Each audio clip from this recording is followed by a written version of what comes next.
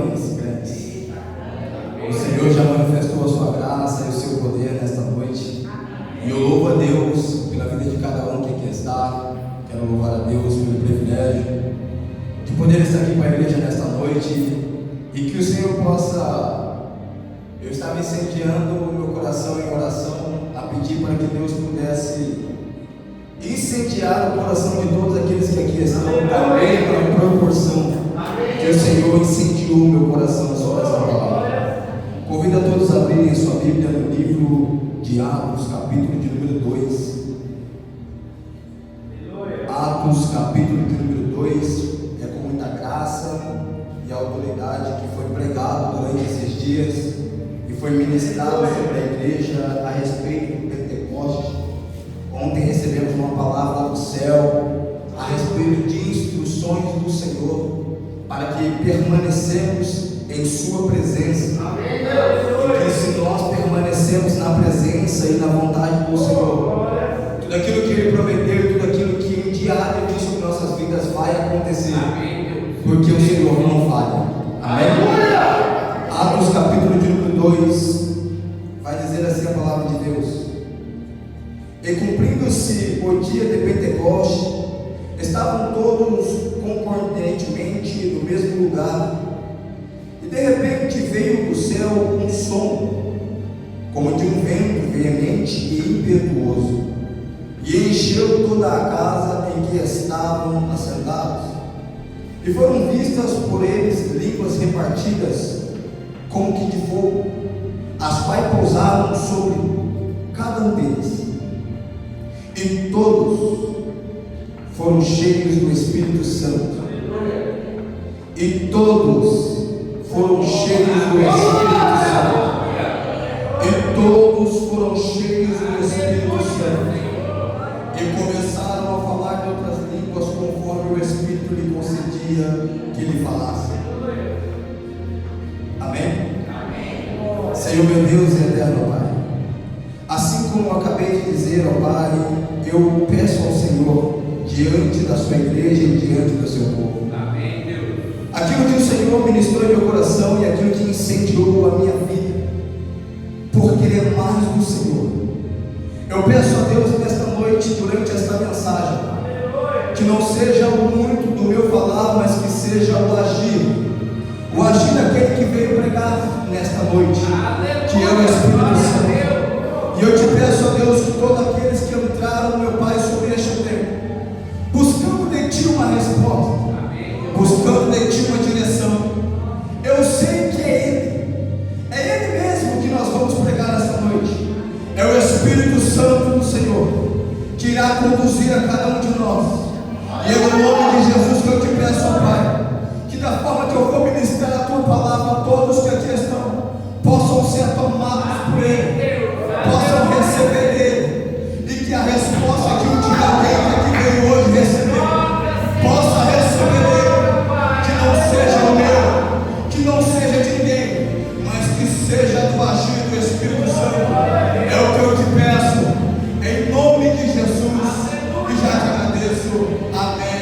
E você que pode dar um glória a Deus para Jeová.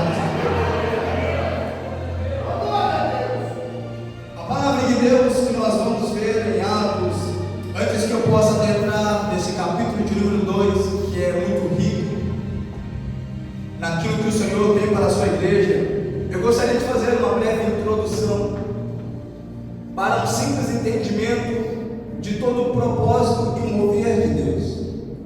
Eu sei que muitos viveram assim como eu, baseado em Pentecoste, vindo da Assembleia de Deus, e se me perguntar, pode ter total certeza que eu vou te dizer, eu sou pentecostal até o tempo.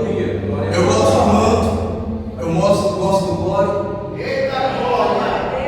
Mas nós temos que entender qual é a maior evidência do que é o Pentecoste.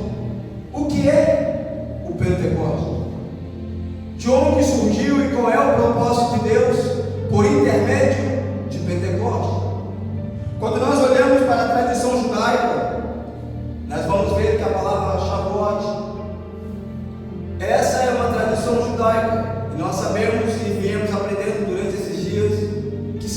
a respeito da colheita.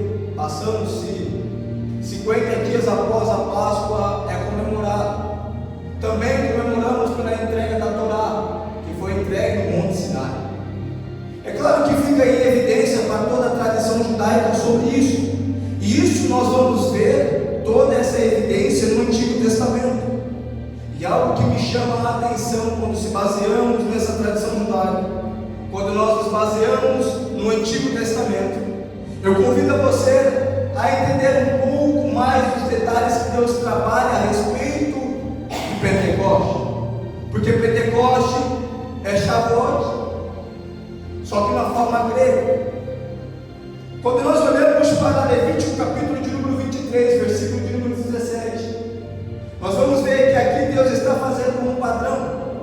Acho extremamente interessante, porque se nós observarmos a todas as festas com a tradição judaica, você nota que o pão ele é feito sem fermento. Só que quando nós olhamos para esse Pentecoste, para essa cerimônia, para essa festa, o pão ele obtém o fermento.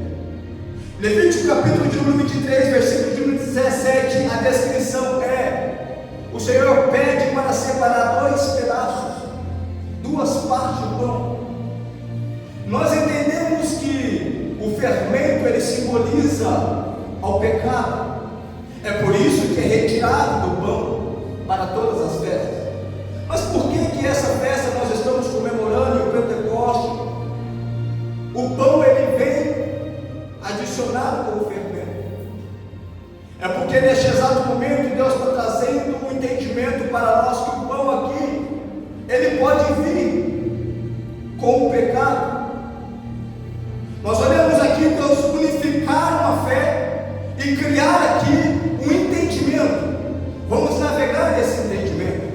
Eu quero trazer em evidência o livro de Ruth, para podermos entender um pouco mais aquilo que o Senhor tinha projetado como Pentecoste.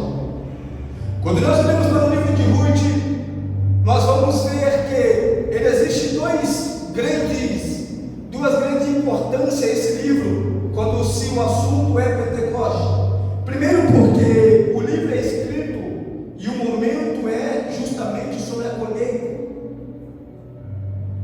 Todo o livro de Ruth está baseado sobre a colheita.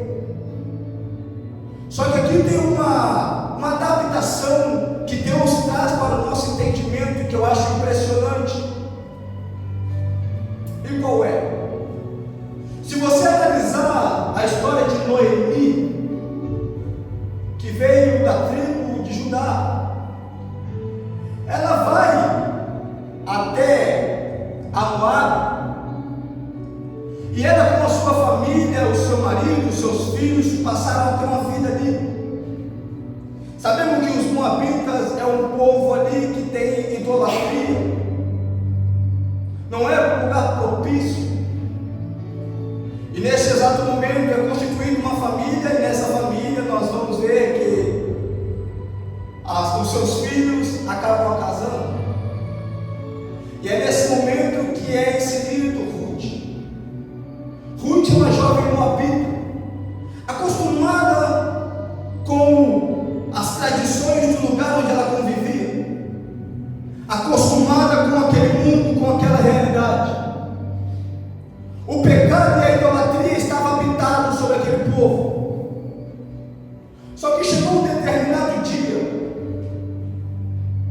em que Elimeleque ele parte, e quando ele morre, assim como Elimeleque e os seus filhos, tanto Noemi quanto Ruth e Orfa, elas ficam viúvas, trazendo aí a necessidade. Deus, para que Noemi olhe para a realidade que elas estão ali, num povo que não a pertence, e sinta a necessidade de voltar para casa. É nesse ponto que me chama a atenção, porque quando Noemi tem o pensamento e a escolha e a atitude de voltar para a sua casa, para o seu povo, para a realidade que ela vivia antes, ela dispensa as suas notas. Assim que ela dispensa a órfã, ela parte. Só que o que chama a atenção de todos nós é que quando nós olhamos para a ainda permanece. É nesse exato momento que nós vamos ver Deus trabalhando o Pentecostes. Por quê? Porque nós sabemos que Ruth, ela vinha de uma tradição. Ruth acostumada com tudo aquilo que os moabitas ali ofereciam. Mas quando ela viu que a sua sogra, uma mulher íntegra e a quem ela tanto respeitava, ela viu que Noemi ia embora para o seu povo, ela falou: eu não vou ficar. Começa a chamar a atenção, porque esse texto ele é muito conhecido, porque essa fala ela impacta. Por que ela impacta? Porque ela é acostumada, ela está na casa dela, no povo dela, nos deuses da tradição dela, mas é nesse exato momento que ela olha e fala: eu largo mão de tudo que eu tenho aqui. Por quê? Porque ela olha para Noemi e diz: Noemi, aonde quer que tu fores, eu irei contigo. Aonde quer que você for, eu irei contigo. O teu povo será meu povo. E o que me chama a atenção olhar para Ruth é que eu vejo no início do Pentecostes, que é: e o teu Deus será o meu Deus. A mulher está acostumada com o seu ambiente do pecado, mas ela olhou para Deus e disse assim: se tu for para lá, eu vou contigo. Eu vou largar a mão de tudo que eu tenho aqui. Eu não vou ficar aqui sem estar te acompanhando. Eu quero ir aonde você vai. Agora me chama a atenção que elas partiram. E aí nós vamos ver o ministério de Deus, porque Deus tem todo um propósito. As pessoas estão acostumadas de comemorar o Pentecostes olhando para Atos capítulo de número 2, mas nós já vamos ver o movimento de Deus é aqui, porque aqui Deus já começa a unificar o povo. Quando nós olhamos para Ruth voltar junto com a sua sogra para a sua terra, aceitando o seu Deus, nós vamos ver aqui que ela faz parte da genealogia de Jesus, porque ela vai agora casar com Boaz. Senhor. Então nós conseguimos ver que o nascimento do nosso Senhor Jesus, quando nós olhamos para o Rei Davi, nós sabemos que a origem, de onde veio, a genealogia veio de uma mulher que era moabita e que estava afastada. Mas essa pessoa que estava afastada conheceu o sobrenatural de um Deus diferente. Ela olhava para toda a idolatria, olhava para tudo que ela era presa da tua cultura, os deuses que o seu povo era acostumado a servir, mas nada disso foi suficiente para segurar aquela mulher. Ela teve a força e a coragem de dizer: eu largo tudo que eu tenho aqui para seguir você, o teu povo e o teu Deus. E a partir de hoje, aquele que você diz que é seu Deus será meu Deus também. E é nesse momento que eu vejo a unificação dos povos, Deus realizando aqui um grande propósito. O tempo vai passando e nós conhecemos que a trajetória bíblica e conhecemos a história do nosso povo. Sabemos que Deus ele opera sobre nossas vidas, mas o que me chama a atenção é o tamanho da ingratidão que nós temos. Porque Deus ele sempre opera pelo seu povo, mas é tão interessante que parece que é num piscar de dedos, num piscar de olhos, que nós esquecemos tudo aquilo que Deus fez por nós. O povo começa a se perder. Só que se tem uma coisa que Deus nunca fez conosco é desistir do seu próprio povo. Quando Ele olha para a humanidade, Ele ainda vê um pouco da esperança. É por isso que Deus olhou e levantou um profeta. E quando Deus levanta um profeta chamado Joel, Ele olha para Joel e fala: pode levantar e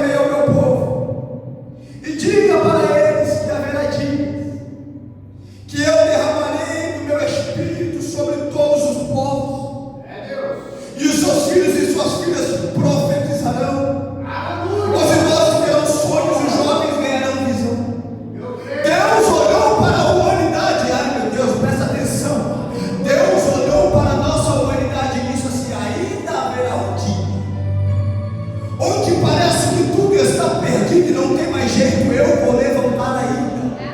E haverá de chegar um dia, e nesse mesmo dia eu derramarei sobre vocês o meu Espírito Santo. E se vocês ainda não profetizam, você vai começar a profetizar. Se você ainda não tem fé, você vai começar a ter fé. Por quê? Porque eu vou começar a fazer pelo povo. Aqueles que não têm visão vai começar a enxergar. Isso eu já posso liberar como palavra profética sobre a tua vida.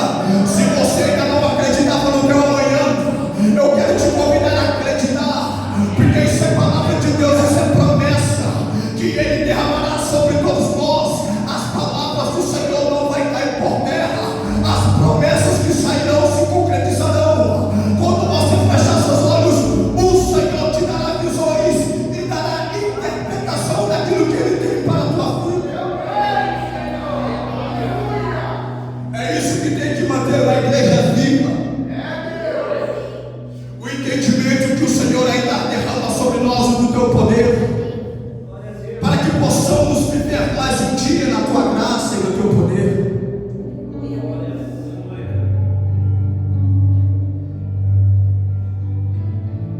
Chegou um belo dia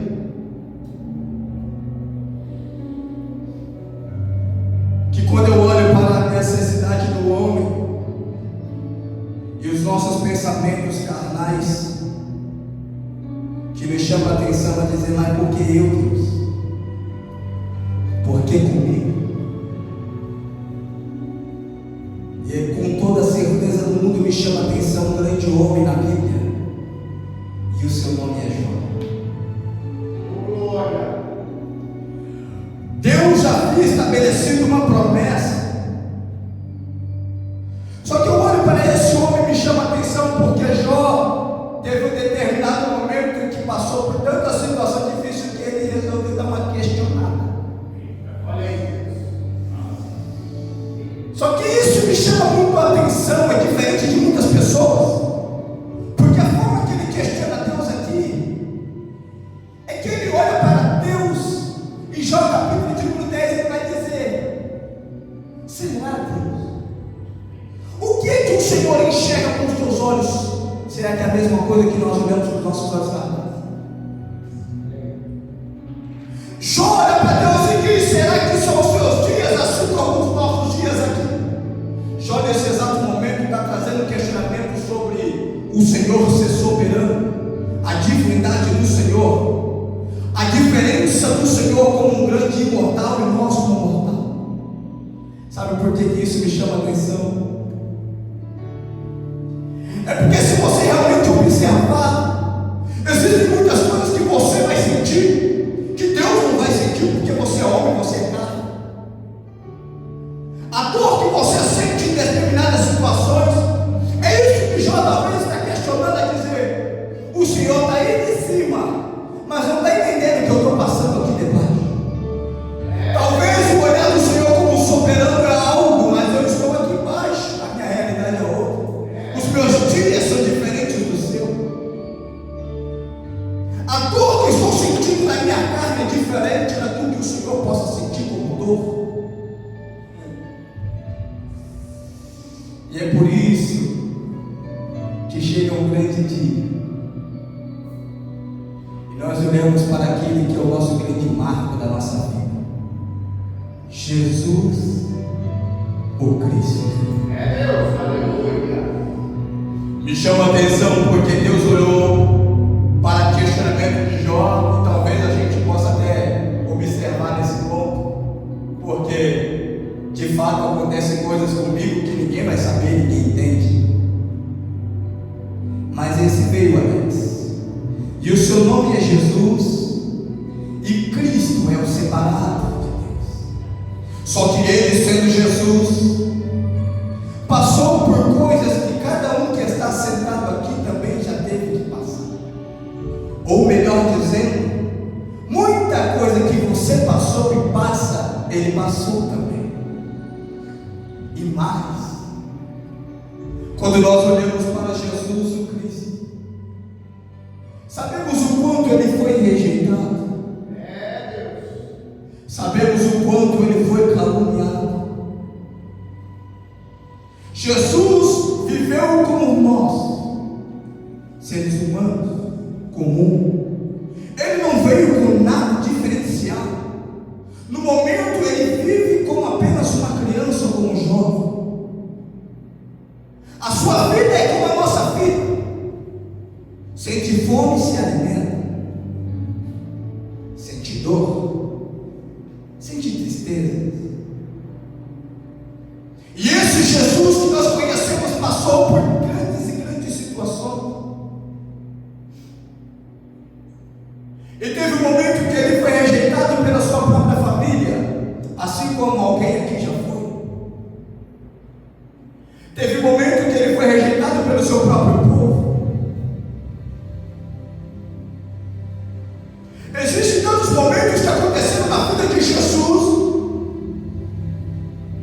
que aconteceu na tua vida também, mas ele foi conseguindo prosseguir. As pessoas olhavam para ele, alguns zombavam, alguém ia contra, levantavam calúnia ao seu respeito. Foi preso injustamente. Só que chegou um dia, mais de um dia, ele foi levado a julgamento para receber uma morte. Senhor! E morte de cruz. Eu imagino Jesus no seu caminho para cumprir o seu propósito, recebendo de pessoas xingamentos e exclamações. Algumas pessoas olhando para ele, zombando e cuspindo em seu rosto. E da mesma forma que ele apanhava, ele prosseguia. Existem pessoas que conseguiram olhar para ele, preparar uma placa para zombar do seu nome, zombar daquilo que ele foi chamado. Tiveram pessoas que conseguiram cuspir no rosto do nosso mestre, pegaram-lhe uma coroa de espinhos e ficaram em sua cabeça. O momento da humilhação do nosso Jesus. Eu imagino Jesus andando por aquelas ruas, vendo a cada um que ali estava apontado, carregando consigo o peso e sentindo uma grande dor. Mas ao mesmo tempo, em momento algum, ele queria deixar de amar a cada um de nós. E quando ele fazia o trajeto, os homens batiam, chicoteavam. E quando uns batiam com ódio, outros zombavam. E ele está fazendo o trajeto.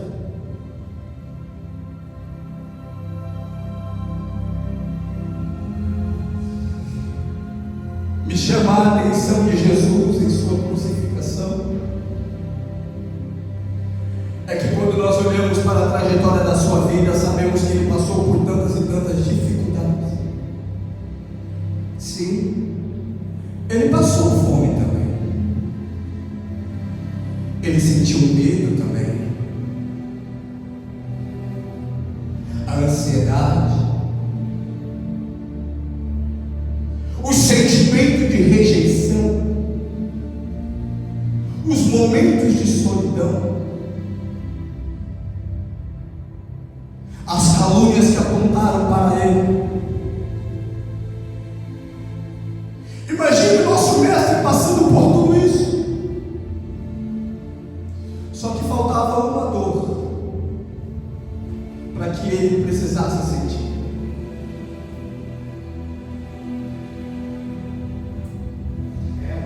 Quando nós olhamos para o nosso mestre, o céu começa a ser tomado, a terra começa a ser tomada em trevas. E Jesus, ele diz a seguinte palavra: Elohim, Elohim, lama sabachthani.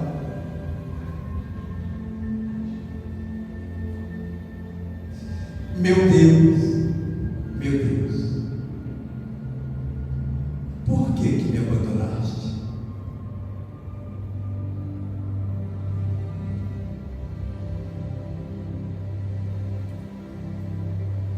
Ele veio com um propósito.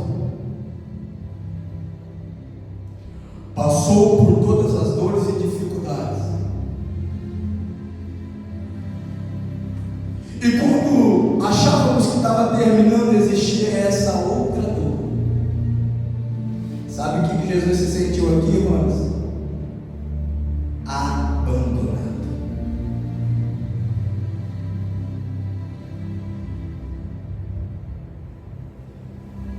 Mas nós conseguimos ver o propósito de todas as coisas, porque Deus havia prometido para o povo que um dia derramaria do seu poder, derramaria o Espírito Santo. Da mesma forma, Jesus, quando estava com seus discípulos, ele disse: não temas, eu vou, mas eu vou rogar ao Pai para que Ele mande um Consolador. Sabe o que me encanta aqui, Alex? É porque todo esse processo que Jesus passou, chegou o momento dele ter se sentido abandonado. Aí sabe o que é que me encanta, Milton? Porque quando ele chegar ao Pai, eu posso dizer o que é. Eu senti o que esse povo pode sentir. E é por isso, ó Pai, que eu te peço: manda sobre eles o Consolador. Não os deixe sequer um dia neste mundo sem a presença dele.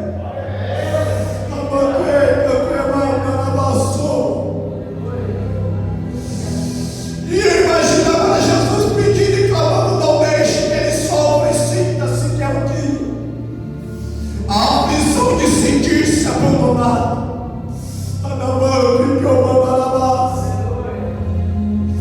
E é por isso que eu vejo todos reunidos, enquanto todos estão reunidos em um só propósito, enquanto todos estavam reunidos, aí a nossa palavra de Deus vai dizer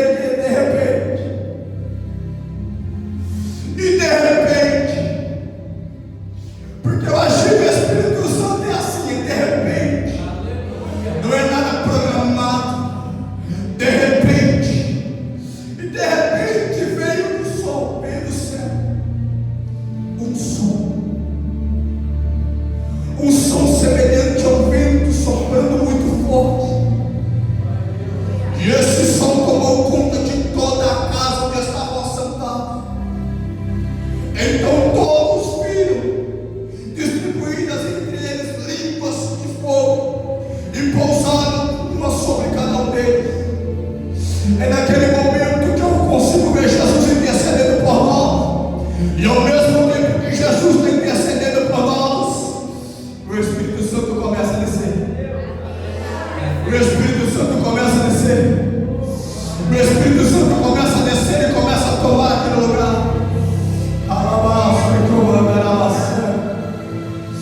Aquela dor que um dia Jesus passou, a aflição de ter se sentido abandonado, Ele olha para a tua igreja e diz: eu não quero que isso aconteça contigo. Eu quero que você entenda que eu subi, mas o Espírito Santo desceu, e é para te consolar, é para estar contigo, é para estar contigo, é para estar contigo. Em que momento? Em todo momento da tua vida, em todo momento da tua história. O sobrenatural começa a acontecer. Ninguém começa a entender nada. O fogo descendo sobre aquele lugar, as pessoas se comunicando e falando em outras línguas. Eu imagino o reboliço que estava acontecendo naquele ambiente. Naquele ambiente existiam pessoas totalmente diferentes de um lugar e de outro, mas estavam todas reunidas em um só propósito. Olharam um para o outro, os médicos, elamitas, olhando um para o outro, dizendo: o que está acontecendo? Esses camaradas aí não eram galileus?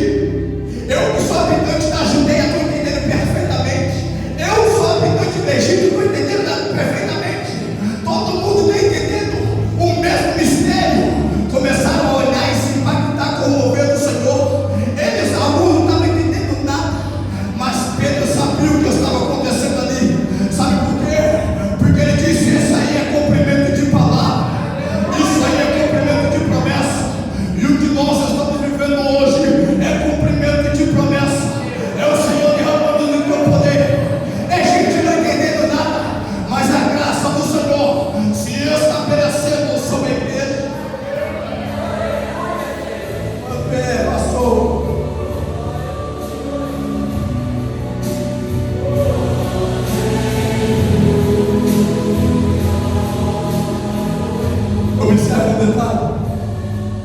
Observe o detalhe. Quando nós olhamos para o texto, nós vamos ver que a Bíblia diz que veio do céu um som. Repita comigo: veio do céu um som. Se você analisar o texto, você não vai ver que era um vento. Não. A Bíblia diz um som como se de um vento. Esse é o entendimento que nós vamos ver a entender o que era o Pentecoste. É porque aqui nesse exato momento nasceu uma igreja. É nesse momento que nasce é nesse momento que nasce porque nós somos o som que ecoa sobre a terra. Vamos lá. Vamos usar o exemplo de João o Batista. Enquanto João pregava em meio ao deserto, chegaram em João e perguntaram: João, olharam para ele, viram ele pregando e profetizando e perguntaram: quem és tu? És tu Moisés? Não sou. És tu Elias? Não, também não sou. Então quem és tu? Aí ele abre a boca para dizer: eu sou a voz daquele que clama no deserto. Repito: eu sou a voz daquele que clama em meio ao deserto. Não sou eu, é ele. Eu estou aqui, mas quem manda é ele. Eu falo aqui, mas o som que sai de minha boca é dele. Eu estou aqui, mas não sou Jonathan. Quem emite a palavra é dele. É Deus trazendo entendimento da igreja, dizendo: ei, tu é um som que ecoa, mas o som vem do céu. A palavra vem do céu. Sabe por quê? Porque é que dele, por ele e para ele são todas as coisas. Dele é a origem, por ele é a sustentação e para ele o propósito. De novo, ele é a origem, ele é criador. Agora por ele sou eu, sustentado por ele. Agora eu estou executando, mas para quem? É para ele, é para ele. O propósito é ele, o objetivo é ele. Nós somos aqui canais do Espírito Santo. Nós somos aqui a voz do Senhor sobre essa terra. Eu quero te convidar a essa igreja. Abra a tua boca, porque ele te chamou com propósito. Que propósito é esse? Eu quero que você ecoa o que eu tenho no céu para a terra. Te levantei como igreja, para que você como igreja ecoa sobre a terra, ecoa sobre a terra, ecoa sobre a terra o que vem do céu. Como eu vou fazer isso? Abra a tua boca. Se você tiver que dançar, é ele, por ele, para ele. Se tu tem que louvar, é para ele. Eu sou uma voz, eu sou um instrumento. É por isso que acontece aqui o nascimento da igreja.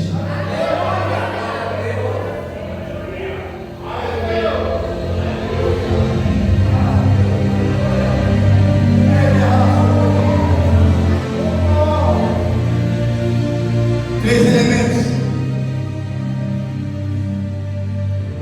vento, fogo e línguas. Vento representa movimento. Vento representa vida. Fogo, purificação. Fogo, poder. E as línguas? Qual é o propósito da igreja? Línguas, comunicação, expansão e evangelize. O que nós somos? Igreja. Qual é a real função da igreja? Qual é a maior função da igreja? Ide. Ide. Ide. Canto de massa. Ide. Nasceu-se uma igreja para quê? Ide. Sabe o que nós somos? Testemunhas do Senhor. E pregai a toda criatura. Ide e pregai a toda criatura. Porque a igreja precisa do vento, é a vida. Agora eu digo algo que é importante. Por que a igreja precisa do fogo? Porque o fogo é purificação. E não existe poder sem se purificar. Eu tenho um colega e um grande amigo que diz: você está se preparando? Você está se preparando de verdade para pregar? Um dia que me perguntou, eu me questionei: será que não acabou entrando no automático? Purifica. Purifica. Porque não existe fogo, não existe poder sem purificação. Não existe poder sem purificação. Não existe poder lá fora sem purificar aqui dentro. Não existe movimento pentecostal lá fora sem antes do movimento pentecostal aqui dentro. Prepara que eu vou mandar. Deus nos chamou com um propósito. Qual é o propósito de Pentecoste? Nascimento de igreja. Para que serve a igreja? Testemunhas do Espírito do Senhor Jesus Cristo. Tu é testemunha. Então se coloca como testemunha. Purifica a sua vida. Para que na tua vida o Espírito Santo tome. E quando o Espírito Santo toma, Alex, é poder. É poder. É poder. Vamos comigo. Capítulo de número 3 do livro de Atos. O capítulo seguinte. O que aconteceu no capítulo seguinte? Nós vamos testemunhar Pedro e João andando, indo sentido aonde? O templo. Eles vão orar. Mas sabe o que me chama a atenção, Davi? É que quando eles estão sentindo ao templo para orar, aquela parte do Pentecoste, igreja, começou a falar mais alto dentro deles. Antes, Rones, que eles entrassem dentro do templo para orar, para cumprir uma performance de cristão, a igreja começou a arder. Felipe, o sangue começou a bater a igreja. O Pentecoste desceu no capítulo de número 2. Estão cheios, anexos do Espírito Santo. E o que é que eu faço? Cheio do Espírito Santo. Eu olho para quem está caído. Eu olho para quem está do lado de fora.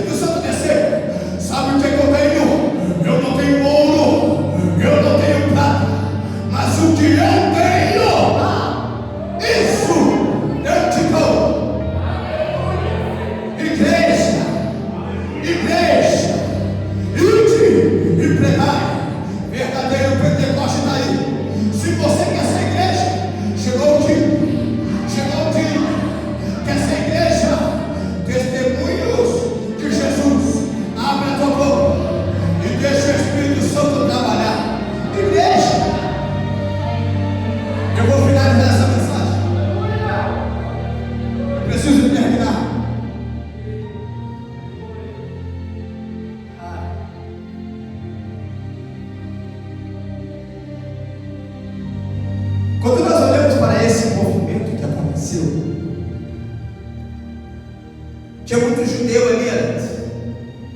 Muito judeu. O que eles receberam, irmãos, estava ali entre eles. Só que, desde o início, desde Ruth, que eu fiz a introdução, o meu Senhor não está querendo limitar se você ou se você vai receber.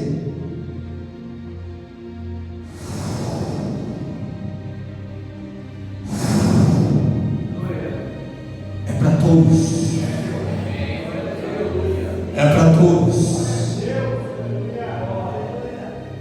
Não é para quem tem sangue azul. É para todos. Quando eu olho para o Senhor e continuo lendo o livro de Atos, capítulo de número 10, eu vou resumir para finalizar. Nós vamos ver o primeiro retiro, Cornélio, centurião, gentil, irmã Teresa. Mas Deus olhou para ele e falou: ei, eu estou te vendo, viu? As tuas boas obras eu enxergo. Vamos ver o tabu sendo quebrado aqui agora. Porque o movimento que aconteceu em Atos capítulo de número 2 estava lá. Discípulos, judeus. Mas e agora? Cornélio, Senhor, ouviu a voz do Senhor? Aí meu Senhor fez, sabe, eu falei o seguinte: cadê o Pilar? Cadê? Pedro! Como é que foi o movimento aqui dentro da casa? Tu gostou? Gostei, Senhor. Sentiu o meu poder? Oh. Atos capítulo de número 3. Pedro estava levantando aquele que sempre viveu como coxo. É poder, Alex. Tá gostoso ter esse poder aí? Tá.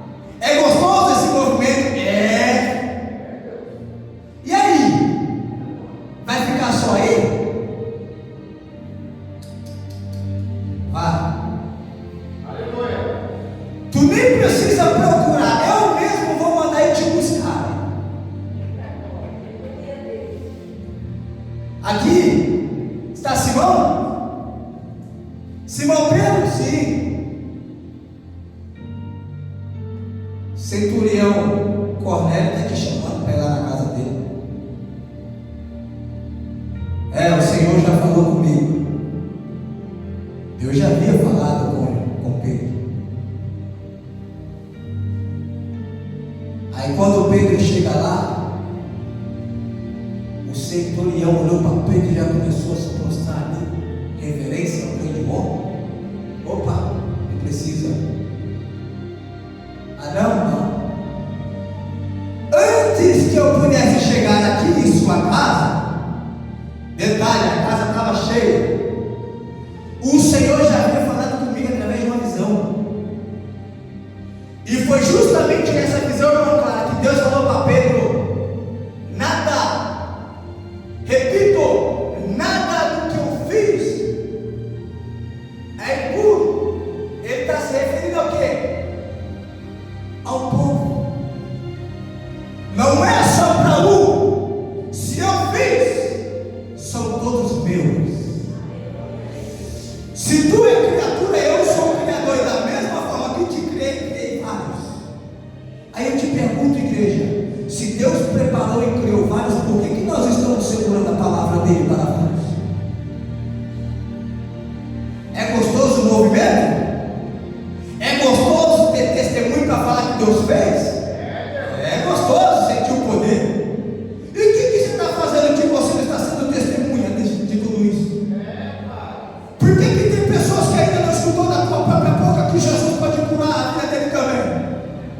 Está achando que tu é estrelinha? Eu chamei você, mas eu chamei a todos. Jesus desceu, foi por todos.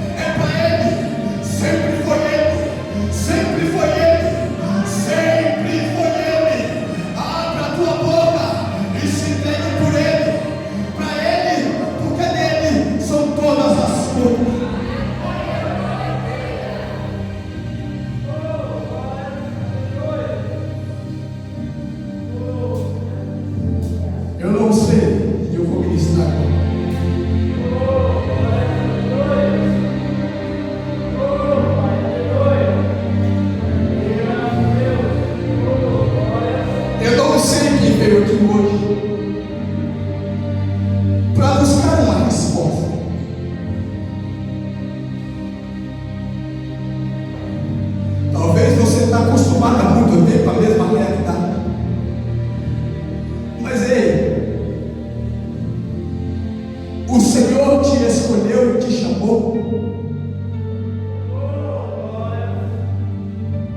para ser testemunha dele.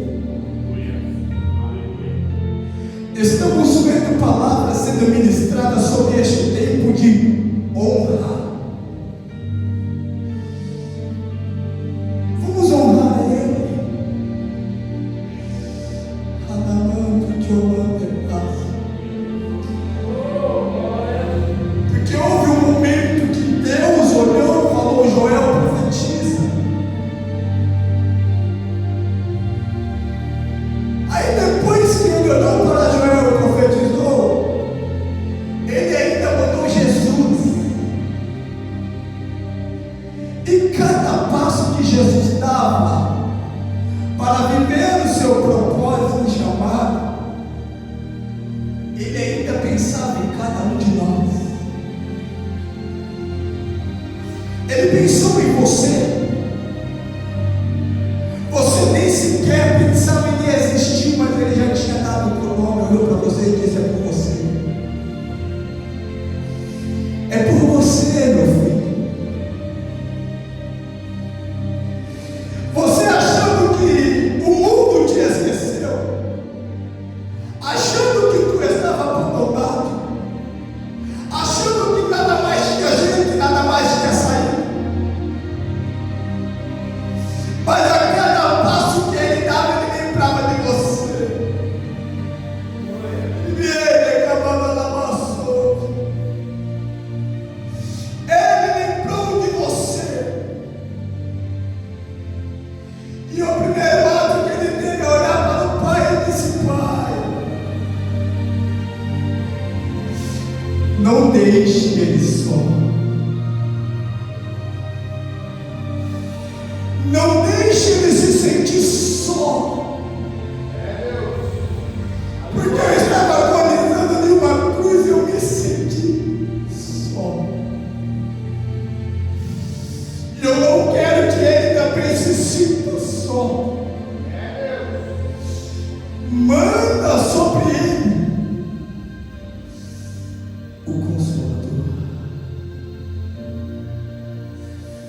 Porque o Consolador, quando ele entra em nossa vida, ele traz paz. O Consolador, quando entra na minha vida, ele traz sentido. O Consolador, quando entra na minha vida, me traz razão. O Consolador, quando entra na minha vida, ele me faz entender. Entender que eu sou filho. Entender que eu faço parte de um projeto. E eu sou igreja. E eu te peço, ó Pai, derrama sobre ele o Consolador. Porque quando ele derramar o Consolador, tudo aquilo que estava te segurando e impedindo de você viver o sobrenatural, ele fala: agora você vai poder viver o sobrenatural. Porque quando o Espírito Santo do Senhor desce sobre a tua vida, aquilo que parecia não ter mais sentido, aquilo que um dia parecia ser um caso perdido, aquilo que ninguém entendia, ele dizia: eu estou contigo.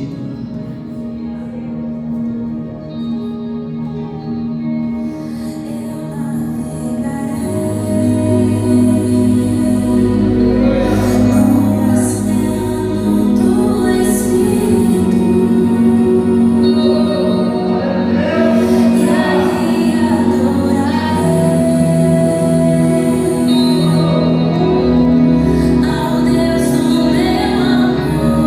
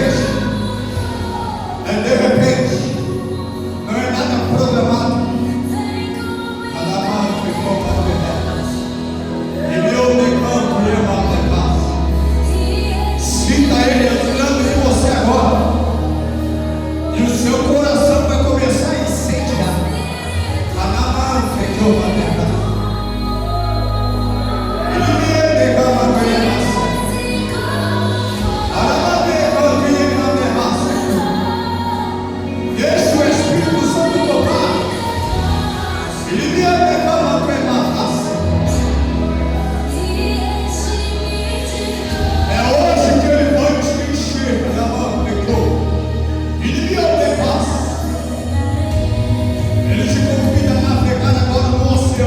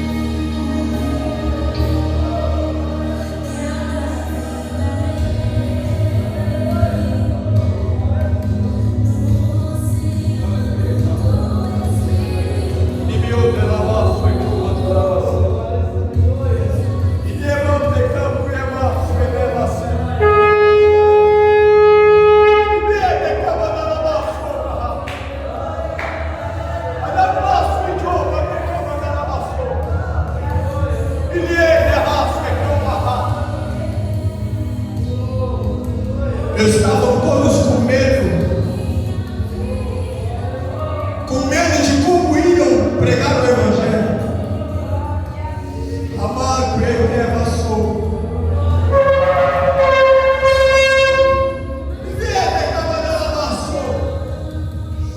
Mas como que eu vou pregar? Eu sou tímido. Eu tenho dificuldade com as palavras. Pedro sentiu medo.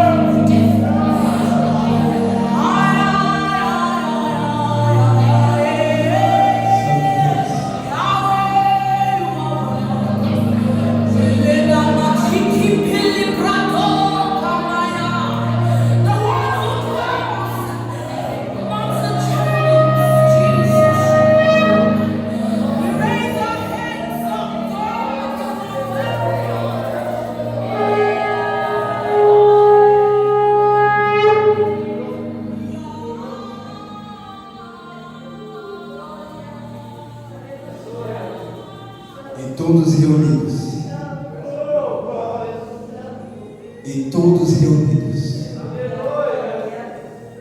Eu gostaria de terminar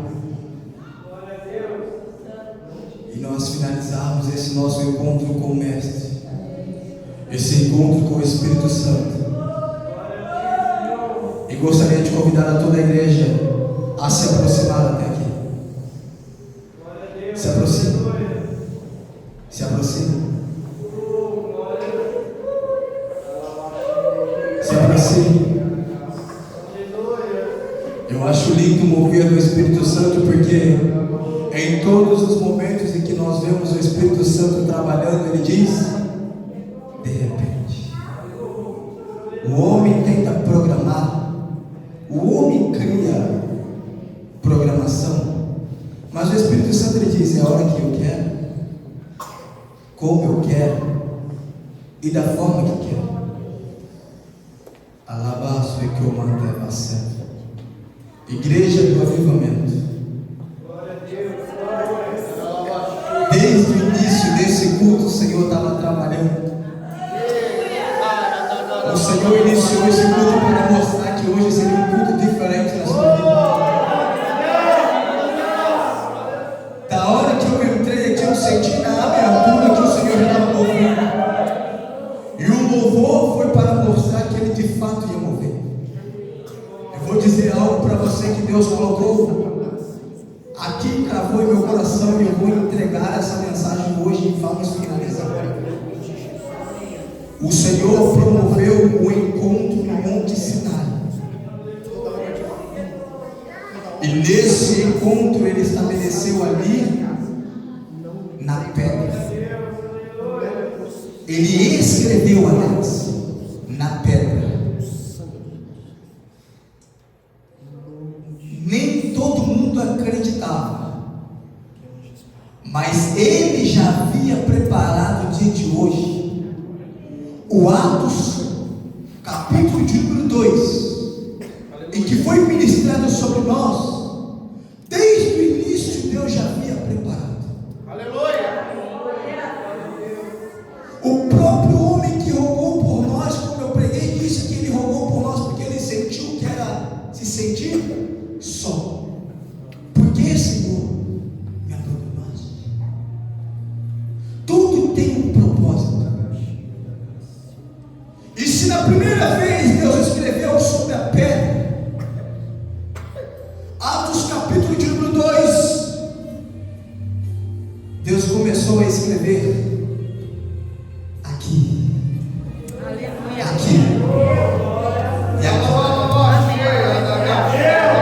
E a evidência de uma igreja que nasceu lá, que nasceu hoje, ninguém tira de você, porque está dentro de você. O que Ele escreveu está dentro de você. Ele nenhum, Satanás nenhum, tempo nenhum pode tirar aquilo que Ele já escreveu e determinou sobre você. E é por isso que eu te digo, Atos capítulo de número 2, iniciou-se o avivamento de uma igreja, e hoje, nesta noite, o Senhor está dando andamento no Pentecoste. E se tiver pelo menos um, se quer um que recebeu o Pentecoste